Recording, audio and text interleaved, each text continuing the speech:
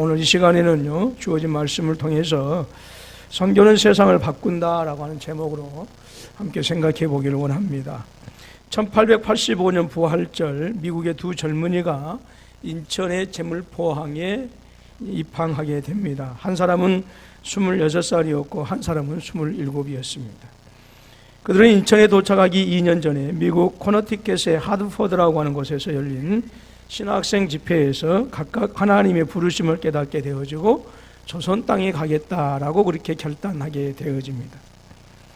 이후 그 부르심에 순종한 이 두 젊은이로 인해서 조선 땅은 변하기 시작했습니다. 교회가 세워졌고 또 학교가 설립되기 시작했으며 한영사전, 영안사전이 편찬되기 시작한 것입니다.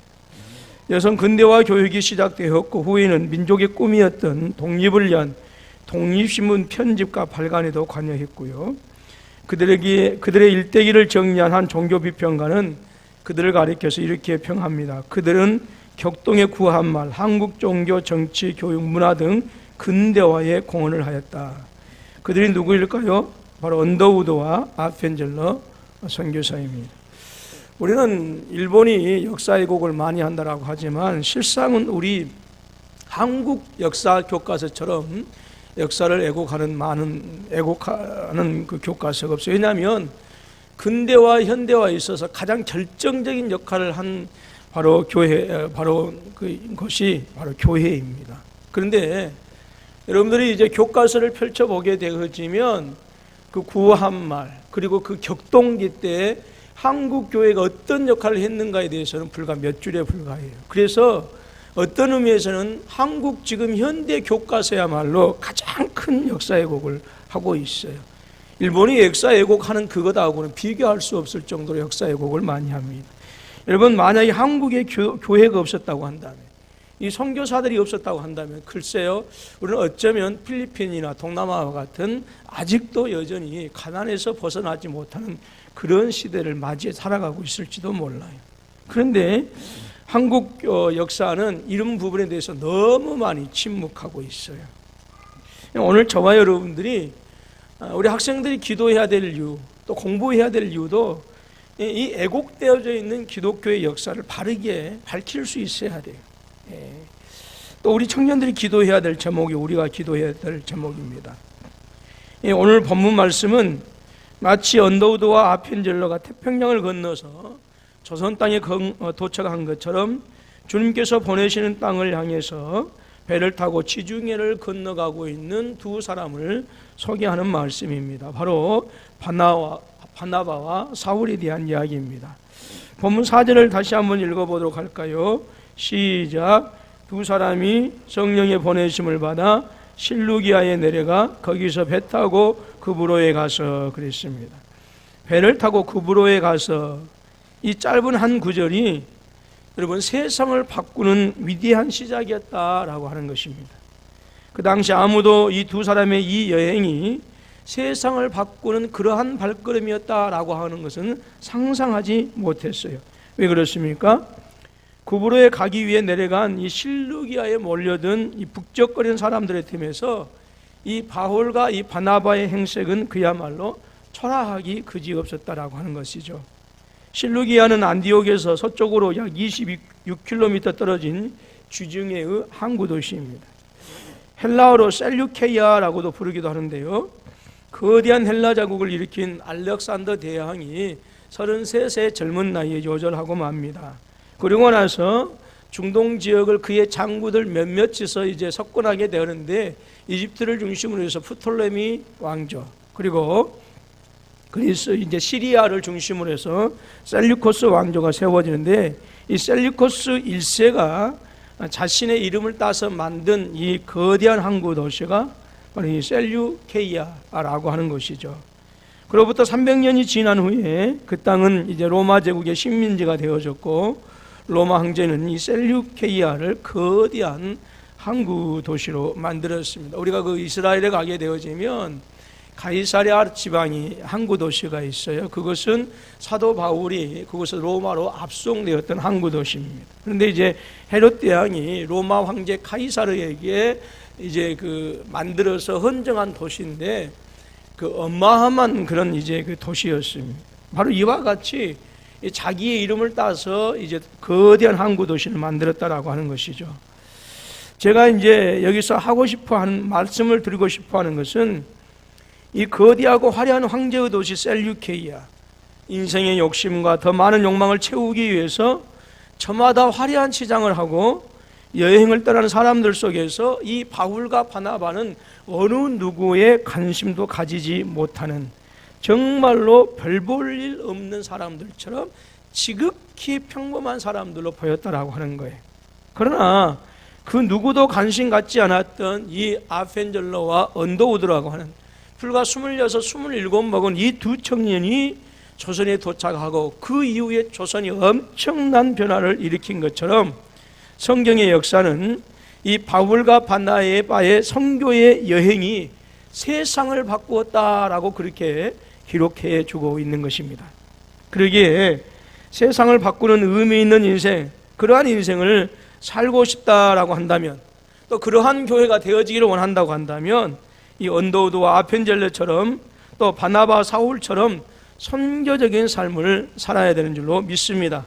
그렇다고 한다면 우리가 어떻게 세상을 바꾸는 선교적인 사명을 감당할 수 있을까라고 하는 것입니다. 우리는 이러한 선교적인 사명을 감당하기 위해서 성령의 보내심에 우리는 순종해야 합니다. 펜인가 저자인가라고 하는 이 책이 있어요. 역시 이것도 번역돼서 나온 책인데요. 시중에 나와 있고 몇 년 전에 나와 있는 책입니다. 이 펜인가 저자인가라고 하는 이 책에서 저자 카일 아이들먼이라고 하는 목사님은 펜이 아닌 주님의 제자의 모습을 이렇게 묘사합니다. 예수님이 지시하면 어디든지 따라 나선다라고 하는 거예요. 예. 여러분, 펜은 언제든지 뒤돌아서 버려요. 그러나 제자는 예수님께서 지시하면 언제든지 뭐해요? 따라 나선다라고 하는 거예요. 자, 여러분들은 예수 그리스도를 따르는 펜인가? 예수 그리스도를 따르는 제자인가? 라고 하는 것을 우리는 한번 잘 우리 자신들을 되짚어 보아야 합니다. 바로 이 제자라고 하는 사람들, 즉 바로 이 바울과 바나바는 주님이 말씀하시면 어디든지 가는 그런 사람들이었어요. 과연 그런지 오늘 4절 말씀을 다시 한번 읽어보도록 합니다. 시작. 두 사람이 성령의 보내심을 받아 실루기아에 내려가 거기서 배 타고 구브로에 가서 그랬어요. 이 구절에는 선교에 있어서 가장 중요한 단어 하나가 등장합니다. 그 단어가 무엇일까요? 가서라고 하는 단어입니다. 가서. 선교는 무엇입니까? 복음 들고 가는 거예요. 생각해 보십시오. 이 바나바와 사울이 안디옥의 파송을 거부했다고 한다면 역사는 어떻게 되었을까요? 그래서 영국의 유명한 이제 인류학자인 토인비는 말하기를 바울을 싣고 가던 그 배가 세상을 바꾸었다라고 그렇게 얘기했어요. 조선 땅에 들어왔던 선교사님들께서 성령의 보내심에 불순종했다고 한다면 저와 여러분들 우리나라가 어떻게 되었을까요? 그러기에 저와 여러분들이 세상을 바꾸는 그러한 삶을 살고 싶다고 한다면 우리가 선교적인 삶을 살아야 되는데 복음 들고 가야 한다라고 하는 것입니다. 그런데 저는 이 시간에 이 가야 된다라고 하는 의미를 10월 달에 단기 선교 가야 된다라고 그렇게 말씀하고 싶어요. 여러분, 이 간다라고 하는 것이 결코 쉽지가 않습니다. 어떤 목사님께서 큰딸에게 너 아프리카 한번 가볼래? 그랬더니 그 딸이 하는 말이 아빠 왜 저를 그렇게 미워하세요? 그러더랍니다. 만약 여러분의 자녀가 어느 날 엄마 아빠 하나님께서 나를 아프리카 선교사로 부르신 것 같아요 라고 말한다고 한다면 여러분들은 어떻게 반응하시겠습니까? 의사하는 거 때려치우고 교사하는 거 다 때려치우고 인류 직장 때려치우고 아프리카로 선교사 가겠습니다 라고 한다고 한다면 어떻게 하시겠습니까? 제가 알고 있는 어떤 자매가 국정원인가요? 이렇게 다니고 정말 좋은 직장이잖아요. 그런데 이 자매가 어느 날 갑자기 선교한다고 하면서 때려치우니까 아빠가 지금까지 말을 잘 안 한다고 하더랍니다. 거의 대부분이 너 혹시 잘못 들은 것 아니니? 라고 대답하지 않을까요? 다시 한번 확인해봐. 아마 그럴 것 같아요. 바나바와 사울에게도 그것은 마찬가지였습니다. 먼저 그들의 나이를 생각해 보십시오. 사울은 주님을 만난 지 17년이 지난 후였습니다. 주님을 만나고 나서 아라비아 광야에서 3년간의 훈련 기간을 거쳤고 고향 다소에서 13년간을 집거했습니다. 그리고 안디옥에서 1년간 목회를 하고 난 다음에 이제 안수받고 선교사로 떠나게 된 것입니다. 그러니까 주님을 만난 때가 20대였다고 한다면 40이 다 된 나이였어요. 여러분 2000년 전에 평균 나이가 43세였습니다. 또 20대 중반에 거듭났다고 한다면 40대 중반을 넘어설 수도 있는 그런 나이였어요. 그러니까 당시의 평균 나이가 43세였는데 이것을 감안한다고 한다면 속된 말로 거의 죽을 때 다 돼서 뭐예요? 선교사로 간 것입니다. 바나바도 역시 마찬가지입니다. 게다가 그들이 가야 했던 길은 지금처럼 교통이 발달한 그런 길이 아닙니다. 쉽게 접근할 수 있는 길이 아니다라고 하는 것이죠. 본문 14절을 읽어봅니다. 시작. 그들은 버가에서 더 나아가 비시디아 안디옥에 이르러 안식일에 회당에 들어가 앉으니라 했어요. 선교팀이 어디까지 이르렀다고요? 버가에서 비시디아 안디옥에 이르렀다라고 하는 것입니다. 지도가 있으면 좋겠습니다만은 여러분 놀라운 일입니다. 여러분 이 길은요 젊은이들도 가기 힘든 길입니다. 지금이야 차가 다닐 수 있고 고속도로가 나와져 있고 뭐 얼마든지 비행기 타고 갈 수 있고 또 차를 타고 갈 수 있기 때문에 힘든 코스가 아닙니다. 그러나 2000년 전에는 다르다라고 하는 거예요.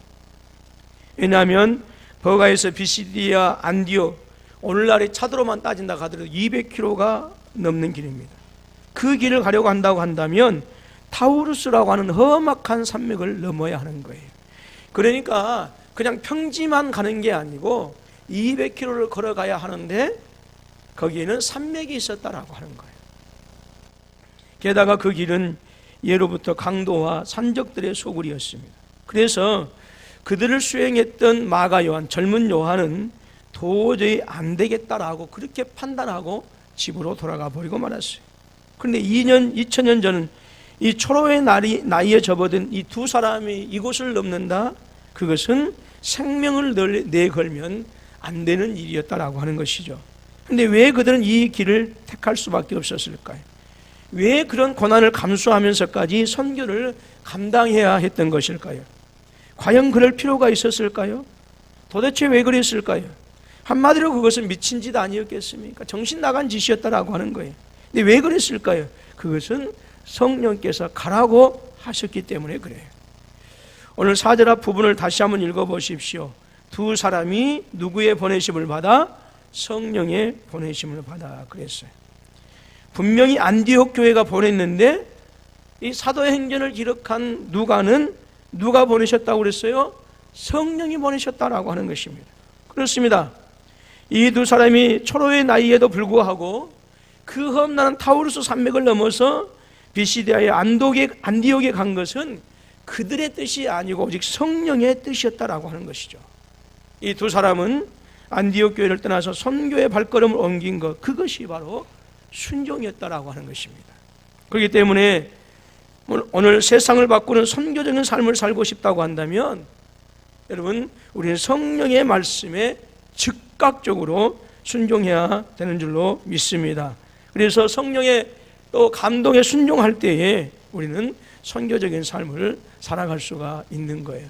저는요 이번에 한 10일 동안 이렇게 다니면서도 정말 또 다시 한번 와야겠다라고 이렇게 했지만 한 50군데를 돌아보았지만 안 돌아본 곳은요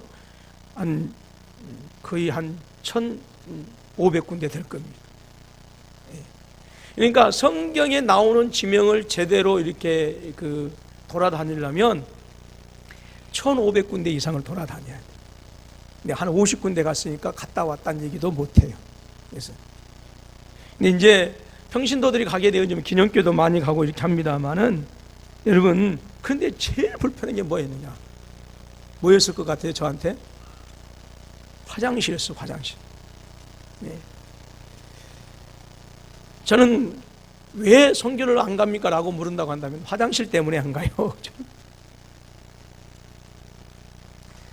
10일 동안 군데군데 화장실 들러서 제가 소변은 보았지만 그래서 조금 그런 뭐가 있습니다만은 우리는 여러 가지 많은 제약들이 있어요. 여러분, 우리가 이번에 10월 달에 단기 선교할 때도 뭐 직장 때문에 여러 가지 많은 문제들 때문에 제약거리는 것들이 많이 있을 거예요. 그러나 여러분, 한번 여러분들에게 선교의 현장을 보여주시기를 원하시는 그 성령님의 마음에 귀에 말씀에 한번 귀 기울여 보시기를 바랍니다. 그래서 우리 선교사님들이 어떤 일을 하시는가, 우리 선교사님들이 이 열사의 땅에서 과연 얼마나 고생하는가라고 하는 것들을 몸소 짧은 시간이지만 체험 한번 하시고 돌아왔으면 좋겠어요. 오늘 성령께서 여러분들에게 감동을 주셔서 단기 선교 가라라고 하실 때 군만 말고 알겠습니다 라고 대답하시기 바랍니다. 왜 대답이 없으시고? 선교적인 삶을 살기 위해서는 성령께서 너희가 가라라고 할 때 그 말씀에 순종하는 거예요. 여러분, 선교적인 삶을 살아가실 수 있기를 주님의 이름으로 축원합니다. 성령님의 음성에 응답하시길 주님의 이름으로 축원합니다. 한 발 더 나아가서 우리가 어떻게 세상을 바꾸는 선교적인 사명을 감당할 수 있을까요? 첫 번째로 성령에 순종해야 되고, 두 번째로는 방해꾼들의 저항에 굴하지 말아야 합니다. 우리가 순종하면 무엇이든지 일이 술술 풀려서 나갈 것이다 라고 생각하는 경향이 있어요. 그래서 일이 잘 풀리면 하나님의 뜻이고 그렇지 않으면 하나님의 뜻이 아니라고 생각합니다. 그러나 그것이 절대로 아니다라고 하는 거예요. 여러분, 순종한다고 해서 일이 술술 풀려나가면 얼마나 좋겠습니까? 그런데 오히려 순종할 때에 고난이 찾아오기도 합니다. 방해하는 세력들이 있기 때문에 그래요. 그것은 안디옥 교회의 바나바 선교팀에도 예외는 아니었습니다. 성령의 보내심에 순종한 바나바 일행이 살라미를 도착해서 구브로 섬을 간통해서 바보라고 하는 곳에 이르렀을 때였습니다. 놀리는 그 욕 바보가 아니에요. 지명 이름이 바보입니다. 이때까지 선교는 아주 순조로웠던 것 같아요. 살라미에서 마가라 하는 요한이 합류했고, 그래서 힘들고 어려운 그런 지경에 이 젊은 청년 이 마가 요한이 여러분 합류했으니까 여러분 그 선교 일행이 얼마나 힘이 있었겠어요. 사기가 충천했어요. 게다가 성령께서는 그 섬에서 가장 영향력이 있는 서기오 바울이라고 하는 로마 총독이 복음을 들을 수 있도록 마음의 문까지 이미 열어놓으셨습니다. 무슨 말입니까? 성령이 역사하시는 그 선교의 현장을 목적하는 감동과 감동이 지속되고 있었다라고 하는 거예요. 그런데 아니었습니다. 거기에 방해꾼도 역시 나타났어요. 그 방해꾼이 누구입니까? 7절을 읽어봅니다. 7절입니다. 시작.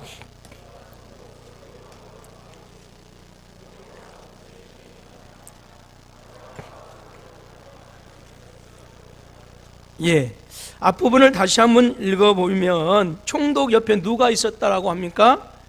그가. 근데 그가 누구인가요? 6절 말씀입니다. 시작.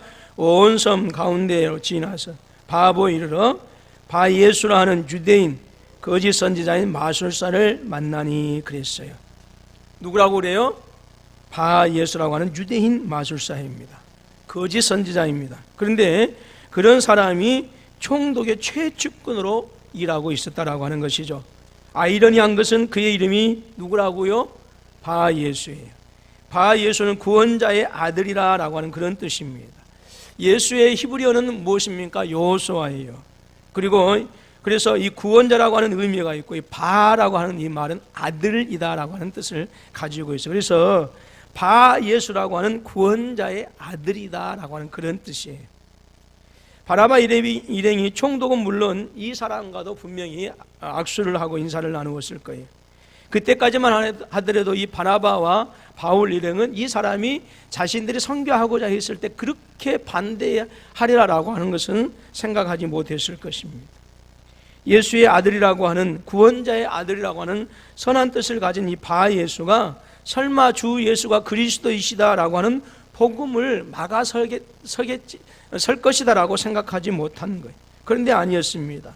본문 8절 말씀을 보면 이 마술사 엘루마는 이 이름을 번역하면 마술사라, 그들을 대적하여 총독으로 믿지 못하게 뭐하니? 힘쓰니 그랬어요. 왜 그랬을까요? 간단합니다.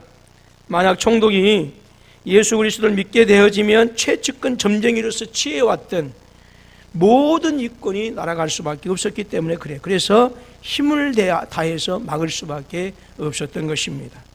기억하십시오. 선교를 막았던 방해꾼은 바예수였어요. 예수라는 이름으로 구원받지 못한 채 예수의 이름을 이익의 도구로만 생각하는 그런 사람이었다라고 하는 것입니다. 다시 말해서 우리가 진정한 그리스도인이 아니라면, 예수의 이름으로 구원받고 예수를 위해서 살아가는 참된 그리스도인이 아니라면 언제든지 우리 자신들도 바예수가 될 수 있다라고 하는 거예요. 무서운 사실입니다. 실제로 영국에서 출생해서 진정으로 회심을 경험한 뒤 선교를 위해 자신의 모든 명성과 기회를 버린 캠브리지 7인 중에 한 사람 C.T. 스터드가 선교사로 떠나게 되어질 때에 그를 막아선 사람들은 다름 아닌 그의 최측근의 가족들이었습니다. 사랑하는 아들이 선교사가 된다는 것을 이 가족은 받아들일 수가 없었던 것입니다. 노만 그러비라고 하는 분이 쓴 C.T. 스터드라고 하는 그의 전기에는 이렇게 쓰여져 있어요. 하나님의 뜻을 깨닫고 선교사로 가기로 결심했을 때였습니다. 그때 가장 큰 시험이 닥쳐왔다. 가족의 심한 반대를 맞게 되었던 것이다. 그의 아버지가 개종했을 당시 그것이 그 집안 전체에 충격을 던질 만한 것이었는데, 이제 또 그 아들 중 하나가 선교사가 된다는 것은 엄청난 무리를 일으킨 사건이었다. 온갖 설득, 심지어 사역자들까지도 동원되어 포기하도록 종용했다. 그에게 복음 증거로 큰 은혜를 끼친 한 친척조차 이렇게 말했다. 찰리, 나는 자네가 큰 실수를 하고 있다고 생각하네. 자네 어머니를 만나 뵈었는데 그 일로 마음이 상하여 있더군. 내 생각에 자네가 잘못 생각하고 있는 것 같아. 하지만 C.T. 스터드는 어떠한 말에도 흔들리지 않았습니다. 그는 이렇게 대답합니다. 그러면 우리 하나님께 여쭤봅시다. 나는 바보가 되고 싶지도 않고 내 마음대로 나가고 싶지도 않습니다. 단지 하나님의 뜻을 행하고 싶을 뿐입니다. 큰교회 장로님들, 권사님들, 안수집사님들, 아들, 딸들이 고3이 되어지면 교회에 나가는 것을 반대한다고 합니다. 혹시 여러분들 공부 때문에 아이들이 교회에 나가는 것을 반대하고 막고 있지 않습니까? 바예수예요, 바예수. 고3이 되어지면 너 이제 고3이야. 교회 갈 시간이 없어. 라고 하는 큰 교회, 장로님들, 권사님들, 안수집사님들, 아들, 딸들에게 대해서 그렇게 한다라고 하는. 고3인데 교회 가면 안 되지. 공부해야지. 바예수입니다. 바예수. 예수라고 하는 구원자의 아들이라고 하는 이름은 가지고 있지만 정작 자신들의 아이들이 구원받는 길을 막아버리는 엘루마라고 하는 이 유대인 마술사와 똑같은 바예수라고 하는 거예요. 여러분, 바예수가 누구입니까? 바예수가 어디에 있습니까? 복음 들고 가라고 명령하신 하나님의 뜻을 거스르는 것이 도대체 무엇이겠습니까?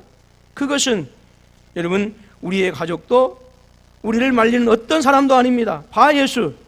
그는 예수를 위하여 살지 않고 예수의 이름으로 기득권만을 누리려고 하는 타락한 우리들의 본성이 바예수라고 하는 거예요. 여러분, 기득권에서 안주하려고 하는 마음을 부인해야 됩니다. 그러한 때에 위대한 선교적인 삶을 향해서 우리 한 걸음 더 나아갈 수가 있는 것입니다. 여러분, 복음대로 살아가려고 할 때에, 선교적인 삶을 살아가려고 할 때 반드시 바예수라고 하는 방해꾼이 있어요. 그러나 오늘 선교적인 삶을 살아가는 것은 그 방해꾼이 있음에도 불구하고 성령님의 말씀에 순종해서 선교적인 삶을 살아가는 것, 바로 그것이 세상을 바꾸는 성도들의 모습이다라고 하는 것입니다. 세 번째로, 마지막 저와 여러분들이 어떻게 세상을 바꾸는 선교적인 삶을 감당해 나갈 수가 있을까요? 여러분, 성령 충만함으로 지속적인 순종을 해야 합니다. 여러분, 이 지속적인 순종이 대단히 중요한 거예요. 이 지속적인. 빠른 변화 속에서 불안한 미래를 살아가는 현대인들에게 중요한 개념으로 떠오른 단어 하나가 있습니다. 서브스테인이라고 하는 이 지속이라고 하는 말이에요. 이 지속 가능한 단어, 서스테이너블이라고 해요. 서스테이너블. 그래서 제가 얼마 전에 읽은 책 가운데 얼른 제목이 기억이 안 납니다만은 우리는 그 달란트라고 이 재능이라고 하는 말에 속지 말아야 된다라고 하는 거예요. 이게 우리는 무엇을 추구해야 되느냐? 그가 어떠한 열정을 가지고 그 열정을 가지고 얼마나 지속적으로 하느냐에 따라서 그의 인생이 달라진다라고 하는 거예요. 오늘 우리의 많은 젊은이들, 많은 학생들이 뭐 해요? 나는 이렇게 하겠다라고 결단해요. 그런데 끝까지 가는 경우들이 거의 없어요. 여러분들, 내가 어떠한 달란트가 있느냐, 내 IQ가, 내 머리큐가 얼마나 되느냐, 그게 중요한 게 아니고 내가 얼마나 내가 결정하고 하고자 하는 일을 지속적으로 꾸준히 하느냐, 거기에 성공과 실패의 열쇠가 있다라고 하는 거예요. 이 서스테이너블이라고 해요. 지속 가능한이라고 하는, 지속적인 경제, 지속 가능한 발전, 지속 가능한 교육, 지속 가능한 복지, 지속 가능한 사업, 지속 가능한 일자리. 이제 중요한 것은 무언가를 하는 것이 아니라 얼마나 지속 가능하느냐라고 하는 그거예요. 저는 이 단어가 선교에 있어서도 너무 중요하다고 생각이 되어집니다. 이 지식백과를 찾아보게 되어지면 이 단어는 이렇게 설명되어 있어요. 지속 가능성이란 인간사회의 환경, 경제, 사회적 양상의 연속성에 관련된 체계적 개념으로 지역 이웃에서부터 지구 전체에까지 영향을 미친다라고 하는 거예요. 누구든지요. 뭐예요? 우리 속담 있죠? 무슨 속담이에요? 마음 먹고 나서 얼마 안 가면 씨 사들어져 버린 거 뭐라고 그래요? 작심삼일이라고. 작심삼일은 누구나 있어요. 먼 나이도 있고 멍텅구리도 있고 지혜로운 사람도 있고요. 그런데 지속 가능한 것은 누구에게나 있는 것이 아닙니다. 모든 교회가 선교한다고 합니다. 그러니까 지속 가능하게 선교하는 경우는 거의 드물. 그런데 정말 여러분들을 칭찬해 주시고 여러분들이 감사하고 싶은 것은 두 분 선교사를 파송해서 20년 동안 지속적으로 변함없이 여러분들 선교했다라고 하는 것은 그건 충분히 칭찬받을 만한 일이고요. 박수받을 만한 일입니다. 정말로 수고하셨고 또 앞으로도 더 열심히 하실 수 있기를 주님의 이름으로 축복합니다. 이 지속 가능한 것이 중요하다라고 하는 것이죠. 복음이 지역의 이웃에서부터 지구 전체에 영향을 미치기 위해서는 저와 여러분들에게는 그냥 으쌰으쌰 해가지고 어느 한순간 그냥 감동이 되어지고 어느 한순간 세계 선교를 다 하는 것처럼 그렇게 되어질 것이 아니라 설령 미약할지라도 그 미약한 것이라 할지라도 지속 가능하게 하는 것, 그것이 놀라운 역사를 일으킨다라고 하는 것입니다. 그래서 이와 같이 놀라운 영향을 미치기 위해서는 저와 여러분들에게 지속 가능한 순종이 있어야 되는 줄로 믿습니다. 교회가 힘들고 어렵고 환경이 변한다고 해서 선교비를 좀 줄여야 되겠는데요 라고 하는 이것은 안 된다라고 하는 것이죠. 예수께서 승천하시면서 제자들에게 남기신 말씀을 기억하십니까? 사도행전 1장 8절의 말씀입니다. 우리 성령이 너희에게 임하시면 너희가 권능을 받고 예루살렘과 온 유대와 사마리아 땅끝까지 이르러 내 증인이 되리라. 어디까지요? 사마리아까지가 아닙니다.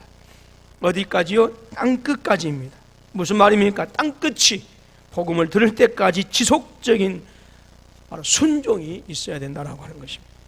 다시 말해서 이 땅의 모든 민족이 5대양 6대주의 열방과 민족이 다 구원을 얻을 때까지 우리 교회는 끊임없이 계속해서 선교는 지속 가능할 수 있도록 해야 된다라고 하는 것이죠. 그래서 바나바 선교팀은 멈출 수가 없었던 것입니다. 본문 14절 말씀 같이 읽습니다. 시작. 그들은 버가에서 더 나아가 비시디의 안디옥에 이르러 안식일에 회당에 들어가 앉으니라 그랬어요. 물론 안식일에 회당에 들어가서 앉으니라 즉 말씀을 증거하기 위해서 이거 했지만 이 앉으니라고 하는 이 말씀, 이 한 단어 속에서 그들이 지금까지 계속해서 걸어와서 지치고 피곤했던 그들의 피곤한 발을 그 해당에 들어가서 비로소 쉬었다라고 하는, 저는 또 그런 뜻으로 조금 제 나름대로 해석을 해보고 싶어요. 버가에서 어디로 갔다고 했습니까? 비시디아 안디옥입니다.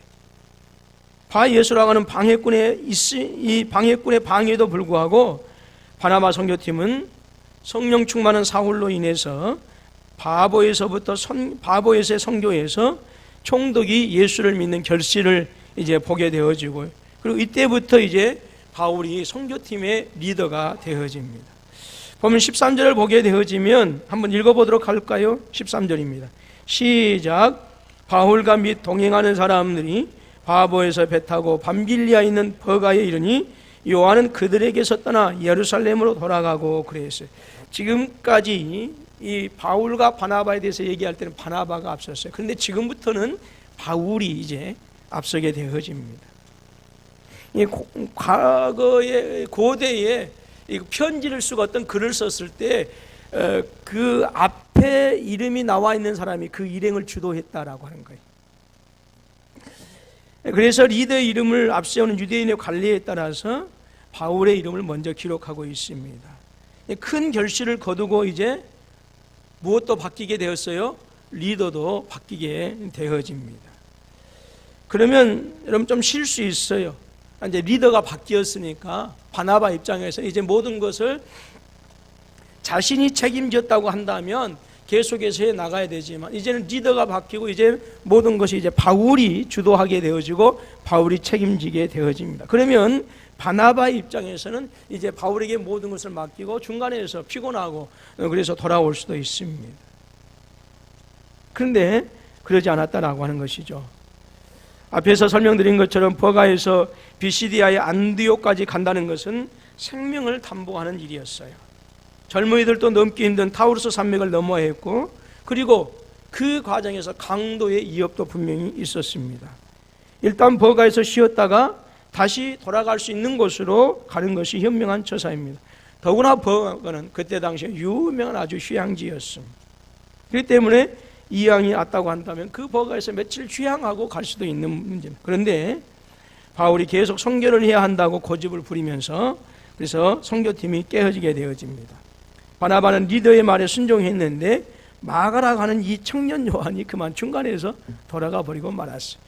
13절 말씀 한번 보겠습니다. 다시 한번 읽습니다. 시작. 동행하는 사람들이 바보에서 배 타고 밤빌리아에 있는 버가에 이르니 요한은 그들에게서 떠나 예루살렘으로 돌아가고 그랬어요. 요한이 돌아간 것에 대해서는 여러 가지 견해가 있어요. 이 첫 번째 견해는 요한은 이 그 바나바의 사촌 동생이었어요. 그래서 리더가 바울로 바뀐 것에 대해서 불만을 품고 가버렸다라고 하는 그런 견해도 있고요. 두 번째는 당시 기승을 부렸던 그 말라리아라고 하는 이 전염병 때문에 돌아갈 수밖에 없었다라고 이제 이렇게 얘기합니다. 그런데 14절 말씀 한번 읽어보도록 할까요? 시작. 그들은 버가에서 더 나아가 비시디아 안디옥에 이르러 안식일에 회당에 들어가 앉으니라 그랬어요. 자, 버가는 당시 아주 유명한 무슨 도시였어요? 휴양지였어요. 근데 버가에서 조금 더 며칠 쉬고 그 다음에 버가라고 하는 이 휴양지 구경도 하며 이렇게 하면서 그냥 안디옥까지 갔으면 좋은데 사도 바울이 급하게 재촉해서 이제 이 버가에서 머물지 아니하고 비시디아 안디옥까지 간 것 같아요. 버가에서 더 나아가, 그러니까 여러분 젊은이라면 어떻겠어요? 좋은 곳에 가서 휴양하고 싶었겠죠. 근데 그래서는 어떤지 모르겠지만 아무튼 바울은 요한은 그곳에서 돌아가 버리고 맙니다. 마가라고 하는 요한이 돌아간 것은 그것은 강도와 도적의 위험이 있는 이 타우르스 산맥을 넘으려 했기 때문에 그래요. 다시 말해서 선교할 때 오는 지속적인 고난을 더 이상 감내할 수가 없었다라고 하는 것이죠. 그렇다고 한다면 선교하기 위해서 위험한 소명을 감당하며 타우르스 산맥을 넘어야 했던 이 바울과 바나바, 그리고 그 부르심을 이루지 못하고 예루살렘으로 돌아가 버리고 만 이 청년 마가, 이들의 차이는 무엇이었습니까? 바로 성령 충만의 차이였습니다. 9절 말씀 보세요. 바울이라고 하는 사울이 성령이 충만하여 그를 주목하고 그랬어요. 뭐라고 그래요? 성령이 충만했다라고 하는 거예요. 다시 말해서 그들이 타우르스 산맥이라고 하는 이 험악한 산맥을 넘게 되어진 것은 성령 충만했기 때문에 가능했다라고 하는 거예요. 여러분, 성령 충만해야 우리는 지속 가능한 선교를 할 수 있고 그 위대한 소명을 감당해 나갈 수가 있는 것입니다. 여러분 기도하셔서 성령의 능력과 권세로 충만하실 수 있기를 주님의 이름으로 축원합니다. 여러분 성령 충만하지 아니하면 처음에 내가 은혜 받았으면 뭐 한 달, 두 달 갈 수는 있겠지만 지속적으로 내 일생 동안 계속해서 죽을 때까지 충성하고 헌신하는 것이 힘들어요. 어떤 분들은 그래요. 청년 때는 너무 열심히 했어요. 처녀 때는 너무 열심히 했어요. 결혼 전에는 너무 열심히 했어요. 근데 지금은요 안 돼요. 그게 10년 전에 5년 전에는요 정말 교회 일 열심히 했어요. 교사 일 열심히 했어요. 누구보다 열심히 헌신했어요. 근데 지금은 아니에요. 왜 그럴까요? 어떤 분들은 사람 탓합니다. 어떤 분들은 교회 탓합니다. 그러나 성령 충만하지 못하기 때문에 그래요. 여러분 성령 충만은 우리가 건강하게 되어지면 외부에서 어떤 균이 우리 가운데 들어온다 하더라도 몸에서 자생력이 있고 면역력이 있기 때문에 다 감당해 나갈 수가 있어요. 하나님은 그렇게 해놓으셨어요. 건강하지 못하기 때문에 외부에서 균이 들어오게 되어지면 그것 때문에 병에 걸리게 되어지는 거예요. 여러분 모든 사람들은요 암세포를 가지고 있어요. 암세포 없는 사람은요 하나도 없어요. 근데 왜 암에 걸리지 않을까요? 우리의 면역력이 건강해서 그 암세포들을 다 이기는 거예요. 이기는 거예요. 오늘 어떤 분들은 교회 탓합니다. 뭐 목사님 탓, 장로님 탓, 뭐 권사님 탓, 안수 집사님 탓, 개똥이 탓, 소똥이 탓, 말똥이 탓합니다. 그런데 개똥이 탓하는 분들을 보게 되면 그들의 신앙이 개똥처럼 생겼고요. 말똥이 탓하는 사람들을 보게 되어지면 말똥처럼 생겼고요. 소똥처럼 생겼어요. 왜 그런가? 한 가지입니다. 성령 충만입니다. 어떤 분들은 여러분들의 환경이 바뀌었다고 얘기합니다. 직장이 너무 분주하다고 얘기합니다. 그러나 그렇게 하지 못하는 이유는 단 한 가지입니다. 성령 충만하기 때문에 5년 전에 그 헌신을 지금 하지 못하는 거예요. 성령 충만하지 못하기 때문에 10년 전에 그 헌신을 지금 하지 못하는 거예요. 성령 충만하지 못하기 때문에 청년 때, 처녀 때 그 아름다운 헌신을 지속적으로 주님 나라 가는 그날까지 하지 못하는 거예요. 여러분 우리에게는 한순간에 불불듯한 그런 충성도 헌신도 중요하지만 끊임없이 성령 충만해서 지속적으로 주님 오시는 그날까지 내가 이 땅에서 숨을 멈추는 그날까지 변치 않는 지속적인 사랑, 지속적인 헌신이 필요한 줄로 믿습니다. 이것이 어떠한 때 가능하느냐? 성령 충만할 때 가능하다라고. 그래서 과거에 내가 이랬네. 여러분 그거 아니에요. 과거에 내가 아파트 수십 채를 갖다 교회에다 갖다 드렸을지라도 지금 현재 드리지 못하면 그것은요 과거에 죽은 것만 그냥 계속해서 사용하고 되풀이하고 있는 거예요. 오늘 저와 여러분들의 하나님은 2017년 3월의 하나님이지 2016년 15년 죽어버린 우리의 신앙의 과거의 하나님이 아니시다라고 하는 거예요. 무슨 말씀인지 알아잡으셨습니까? 여러분 오늘 저와 여러분들은 지속적인 그런 사명, 지속적인 순종, 지속적인 헌신이 필요하다라고 하는 거예요. 이것이 교회의 큰 일을 이루어 나가는 것입니다. 여러분 마태복음 28장 19절로 20절 말씀 기억하실 것입니다. 그러므로 너희는 가서 모든 민족을 제자로 삼아 아버지와 아들과 성령의 이름으로 세례를 주고 내가 너희의 분부한 모든 것을 가르쳐 지키게 하라. 보라 볼지어다 내가 세상 끝날까지 너희와 항상 함께 있으리라 말씀하셨어요. 이 말씀은 어떤 특별한 선교사님들에게 주신 말씀이 아닙니다. 바울과 바나바에게만 주신 것이 아니고 100년 전에 언더우드와 아펜젤러 선교사님들에게만 주신 말씀이 아니다라고 하는 것입니다. 이 말씀은 주님을 영접하고 주님의 제자로 살아가고자 하는 모든 이들, 참된 그리스도인으로 살아가고자 하는 오늘 저와 여러분들에게 주신 말씀인 줄로 믿습니다. 그렇다고 한다면 저와 여러분들은 성령에 순종해서 하나님께서 원하시는 그 복음 전도의 현장으로 가야 하는 것이고 또 바예수라고 하는 그러한 저항에도 불구하고 가야 하는 것이고 타우루스 산맥과 강도의 도적과 위험이 있어도 그곳에서 머물지 않고 가야 하는 것입니다. 만약 가지 않는다고 한다면 세상은 바뀌지 않을 것이고 우리 지역도 우리 일터도 믿지 않는 우리의 친척도 절대로 바뀌지 않을 것입니다. 그러나 만약 저와 여러분들이 성령의 보내심에 순종한다고 한다면 결국 세상은 저와 여러분들을 통해서 하나님께서 바꾸시게 될 겁니다. 반드시 그렇게 주 성령과 동행하실 수 있기를 주님의 이름으로 축원합니다. 오늘 선교를 감당하게 되어지면 그 선교를 통해서 하나님께서는 세상을 바꾸는 것입니다. 여러분들 20년 동안 혹시 여러분들은 특별한 어떤 그런 변화도 없고 두 분의 선교사님 파송했지만 특별한 어떤 그런 결과가 없다고 여러분 생각하실지 모르겠어요. 그러나 두 분 선교사님을 통해서 20년 동안 그들 밑에서 커왔던 아이들이 자라서 이제는 교사가 되어지고 이제는 그들이 목사가 되어지고 각지에 파송되어져서 필리핀을 복음화시키고 있다고 한다면 우리의 보기에는 다바오 DCC라고 하는 다바오 크리스찬 처치라고 하는 이 교회 하나만을 세웠지만은 그러나 그 교회를 통해서 교육을 받고 파송되어진 하나님의 사람들, 여러분들 그 교회 여러분 통해서 그 교회를 통해서 또 마닐라의 또 선교 현장을 통해서 교육되어지고 있는 그 아름다운 교사들의 모습.